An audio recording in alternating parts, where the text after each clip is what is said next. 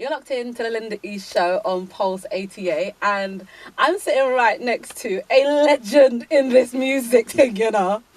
It's K.A. Snicker. Obviously, I can't use a bad word, isn't it? Oh, my days. Kano. Hello. Wagwan. Yeah, I'm good. Listen, right, I've got a lot to talk to you about. Okay, right. Yeah, I've got a lot.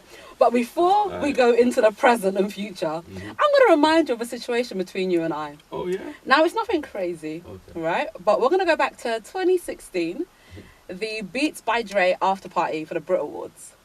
Yeah. Right? So you performed, gigs, Craig David, a bunch of people, right? So you came on stage and you were doing Garage Skank. Okay. And I was spitting your verse to you like it was my track. And you were like, raw. That's sick. I swear down, like, because that's my song. Okay. So I just thought I'd remind you of that little moment in time that we shared. Right now. Okay, I'm with it. But thank you. That leads me on to my first question. How do you feel when you realise how much impact your music has on people? You know what? It feels good. Yeah. You know what I mean? You don't necessarily make music, you know, with the intention to have impact on people. You know what I mean? You don't, but you just make what's in your heart. You know what I mean? You know, if it's real to you, it's good. It's cool. Yeah.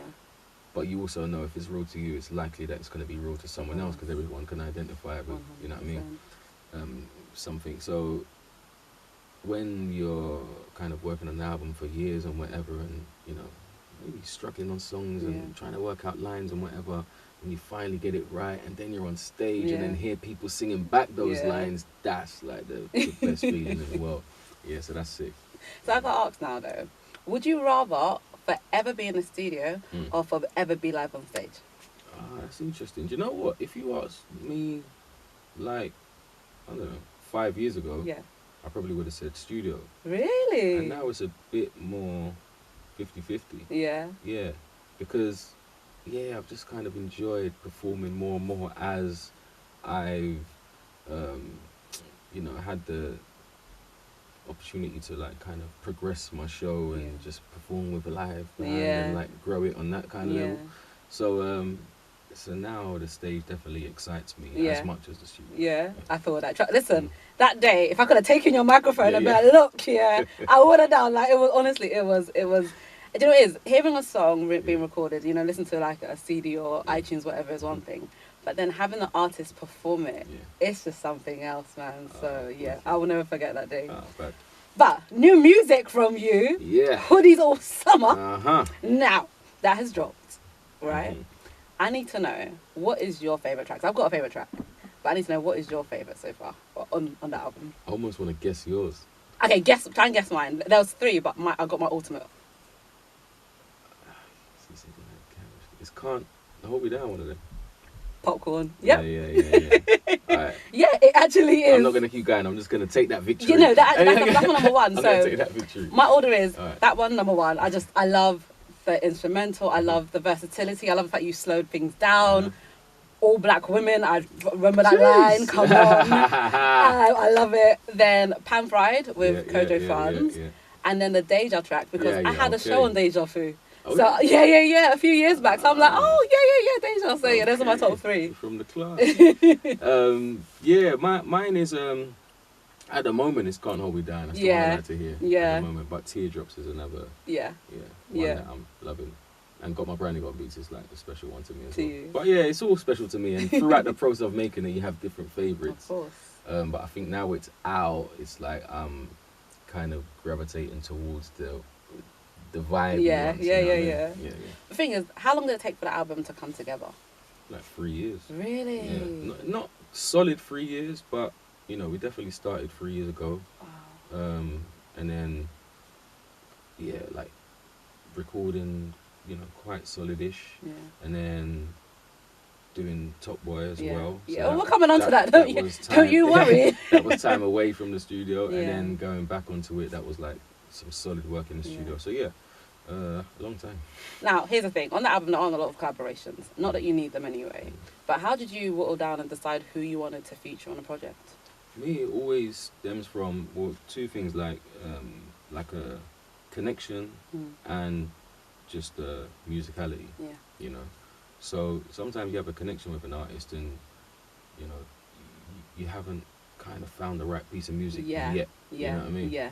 And I feel like it was kind of like that with Kojo and Popcorn. Yeah. You know what I mean? Kojo's from a similar area to Yeah, me. He's yeah, my I friends, know. same friends and all that kind of thing. So we always met and always spoke.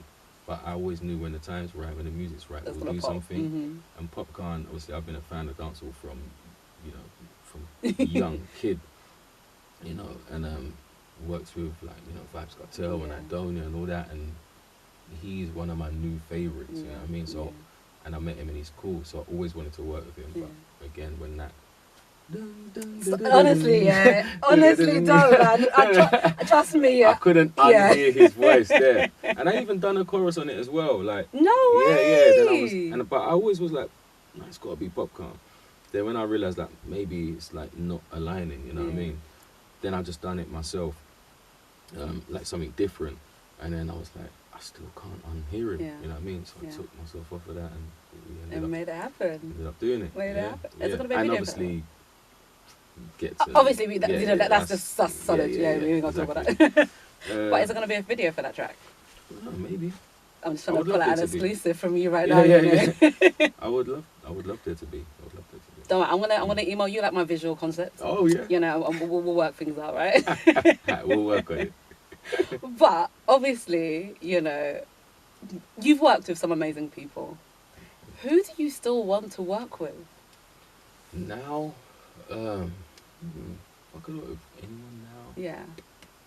Maybe Kendrick Lamar. Yeah. I can hear. I can hear that. He's one of my like my top guys. Yeah, I can see that happening. Now, talking about top guys, we got to talk about top boy. You see it?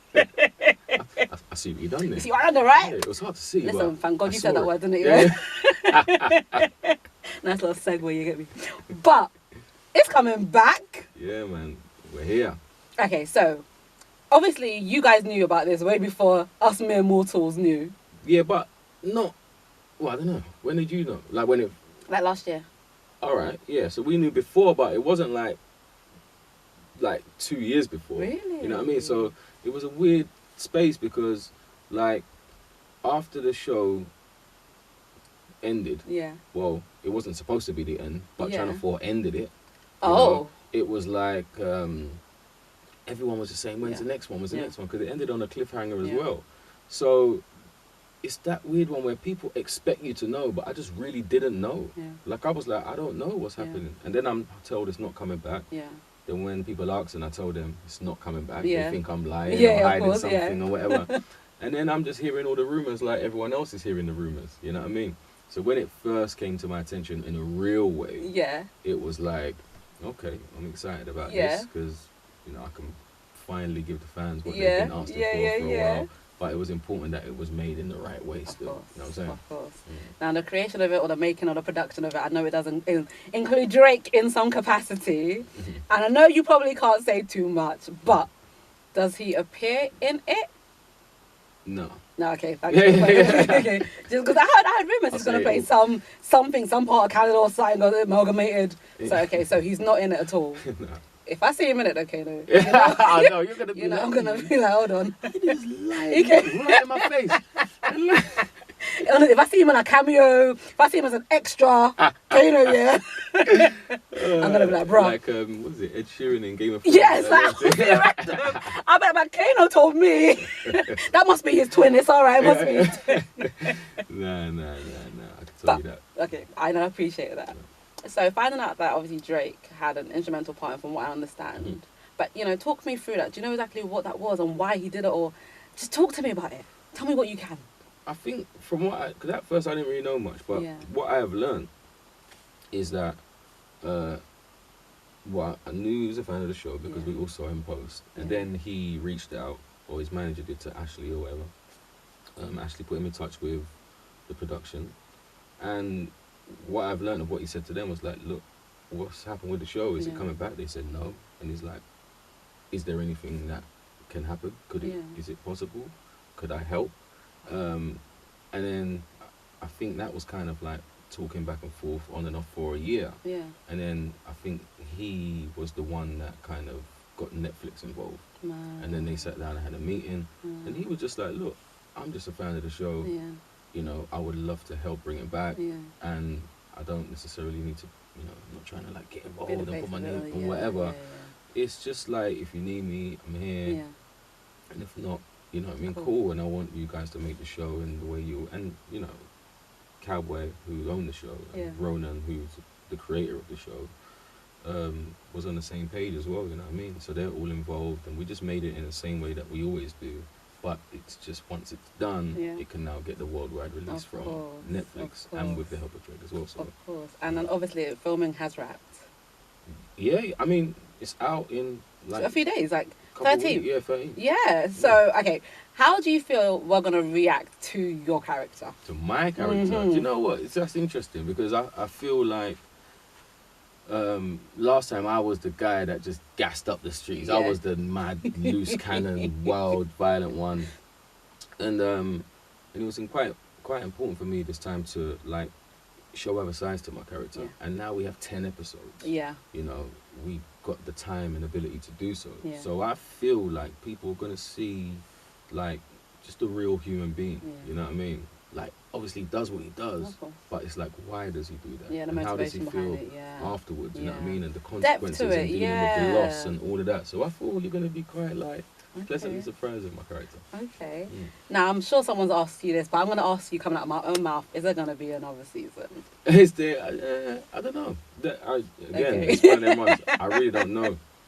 I think it's actually a Netflix policy to not commission the next show until yeah. this one's already out. Fair you know what I enough. mean?